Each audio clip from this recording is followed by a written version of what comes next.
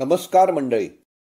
मिलिंद रहाटगावकर मला जे जे भावते ते सर्व या यूट्यूब चॅनेलवरून प्राध्यापक दीपक कुलकर्णी यांचा वस्त्र मानवाचं आभूषण हा अभ्यासपूर्ण लेख प्रसारित करत आहे. या लेखाचं अभिवाचन सादर केलेलं आहे दुर्गा देशमुख यांनी. चला ऐकू तर. वस्त्र मानवाचं आभूषण.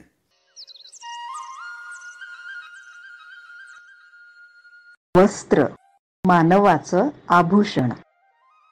एक नूर आदमी 10 नूर कपडा. माणसाचं सौंदर्य हे त्याने परिधान केलेल्या कपड्यांमुळे 10 पटीने वाढतं असं म्हणतात. कपड्यात माणूस उठून दिसतो. दैनंदिन जीवनात वावरताना समोरच्या व्यक्तीवर आपल्या व्यक्तिमत्वाची छाप पडते ती आपल्या पेहरावातून. तुमचा पेहराव साधा किंवा उठावदार, त्यावरून तुमच्या व्यक्तिमत्वाचा एक ढोबळ अंदाज बांधला जातो आणि म्हणूनच कळत नकळतपणे आपण देखील आपल्या कपड्यांच्या निवडीबाबत हल्ली जागरूक राहू लागलो. ऋतूनुसार आपल्या पेहरावात आपण बदल घडवून आणू शकतो.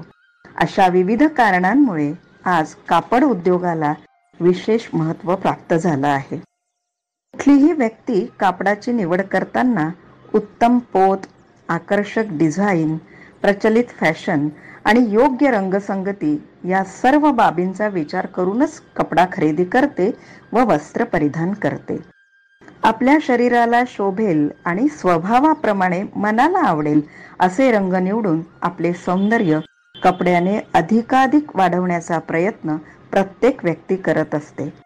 प्रचलित फॅशनचे कपडे टेलरकडे जाऊन आपण नेहमी शिवून घेतो. यात शिवणकलेतील आकर्षक पद्धती, रंगीबेरंगी कापडांचे मिश्रण आणि आकर्षकता याला विशेष महत्त्व असतं. पण हल्लीच्या धावपळीच्या युगात टेलरकडे जाऊन मोजमाप देऊन कपडे तयार करण्यास लागणाऱ्या वेळेपर्यंत कोणाजवळही पेशन्स नाहीत. म्हणून बाजारात लहानांपासून मोठ्यांपर्यंत सर्वांच्या मापाचे तयार कपडे, ज्याला आपण रेडीमेड गारमेंट्स असे म्हणतो, ते विकत मिळतात. त्यामुळे निरनिराळे डिझाईन्स आणि फॅशन देखील बघायला मिळतात. आज कुठलाही तरुण अथवा तरुणी जुन्या पद्धतीचे वस्त्र परिधान करणे सहसा पसंत करीत नाहीत. कारण नव्या युगातील ती प्रचलित फॅशन नाही.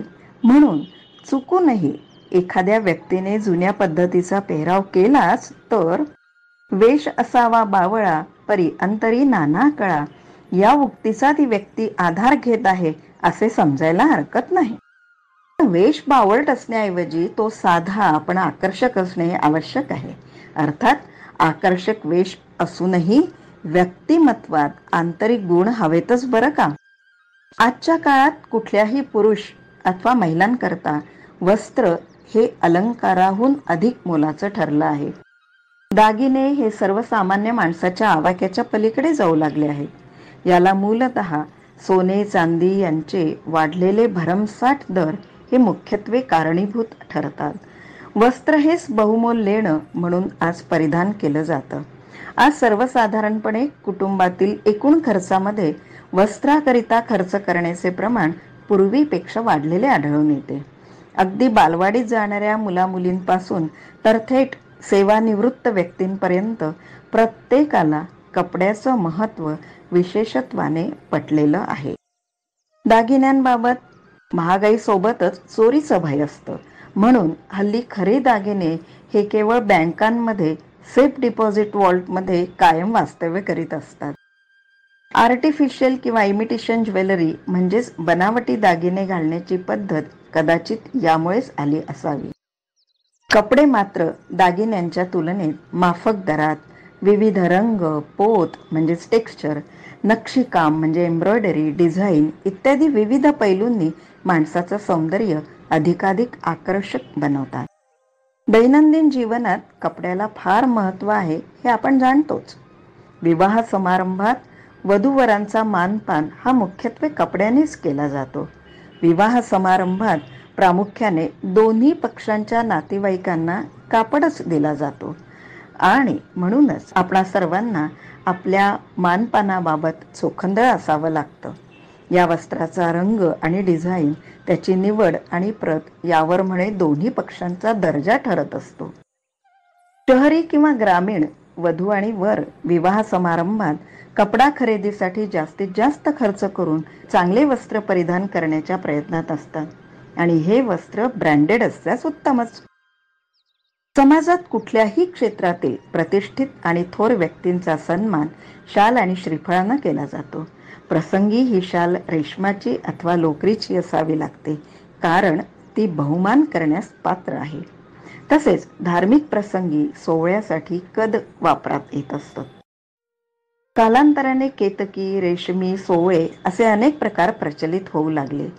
रेशीम हे मुळातच मुलायम आणि चकचकीत असते, म्हणूनच त्याचे सोवळे नेसावयास सोपे आणि सुटसुटीत असते.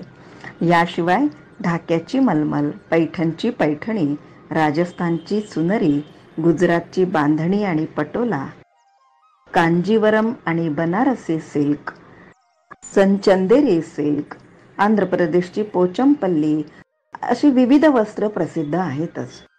कपडे हे वनस्पती, प्राणी आणि धातू यांच्यापासून तयार केलेल्या तंतूंनी विणलेली असतात. बरेचदा कृत्रिम द्रव्य वापरून देखील तंतूंची निर्मिती केली जाते.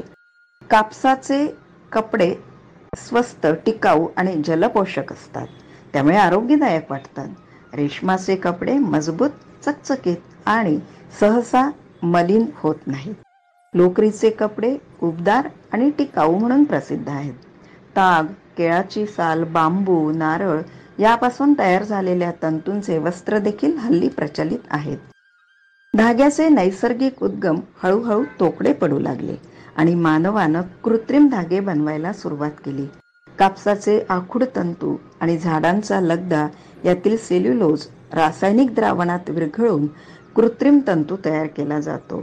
विस्कोज रेयॉन, ॲसिटेट रेयॉन, पॉलिनोसिक ही त्याची उदाहरणे आहेत. मानवनिर्मित धागे रासायनिक रेणूंच्या विश्लेषणामुळे तयार होऊ लागले. कृत्रिम आणि मानवनिर्मित कपड्याच्या झळाळी, मऊपणा, मजबूतपणा, आकर्षकता आणि लांबलचकपणा या गुणधर्मांमुळे वस्त्रोद्योगात त्यांना तोड नाही. रेशमी किडीच्या शरीरातून स्रवणाऱ्या द्रवापासून तयार होणारा धागा म्हणजेच रेशमचा तंतू आहे. सिंथेटिक धाग्यांमध्ये नायलॉन, पॉलिस्टर, ॲक्रिलिक, पॉलिइथिलीन, पॉलिओलेफिन, पॉलिव्हिनिल क्लोराईड हे प्रकार आढळतात. कृत्रिम धाग्यापासून तयार केलेले कपडे अग्निप्रतिबंधक, जलशोषक आणि घर्षणरोधक असतात. या कपड्यांना फारशा घड्या पडत नाहीत. 2 प्रकारचे तंतू एकत्रित मिश्रित करून त्यापासून वस्त्र तयार केले जातात. त्याला ब्लेंडेड फॅब्रिक असे म्हणतात. टेरीवूल, टेरिकॉट, वर्स्टेड ही त्यातली उदाहरणं आहेत. ही वस्त्रे उबदार, मजबूत व आरोग्यदायी असतात. अंगावर परिधान करण्यासाठी वस्त्रांचं महत्त्व अधिकपणे आपणा सर्वांना परिचित आहे. परंतु आधुनिक तंत्रज्ञानामुळे मानवाने वस्त्रांचा उपयोग इतरही क्षेत्रात आणण्यासाठी यशस्वीपणे प्रयत्न केले आहेत. यात अतिशय महत्त्वाचे संशोधन म्हणजे तांत्रिक वस्त्रे. इंग्रजीत याला टेक्निकल टेक्स्टाईल्स असे म्हणता येईल. Automobile, defence, sports, agriculture, medical, बांधकाम, पॅराशूट, पॅकेजिंग या क्षेत्रांमध्ये टेक्निकल टेक्स्टाईल्सचा वापर केला जातो. तयार कपड्यांना म्हणजेच रेडीमेड गारमेंट्सला आज अतिशय मागणी आहे. शहरांमध्ये विडी पानाच्या दुकानांप्रमाणे मोठ्या संख्येत तयार कपड्यांची दुकाने तुम्हाला आढळतील. यात रिटेल शोरूम्स, मॉल्स यांचाही समावेश असतो. जन्मजात बालकापासून तर वयोवृद्ध व्यक्तींपर्यंत सर्वांच्या मापाचे तयार कपडे बाजारात उपलब्ध असतात, ते देखील प्रचलित फॅशनचे. या दुकानातील वातानुकूलित यंत्रणा, आकर्षक सजावट, दिपवून टाकणारी प्रकाश योजना यामुळे तयार कपड्यांची दुकाने ग्राहकांना वारंवार आकर्षित करतात. टेक्स्टाईल म्हणजे वस्त्रोद्योग हा आपल्या देशातील प्राचीन उद्योग आहे.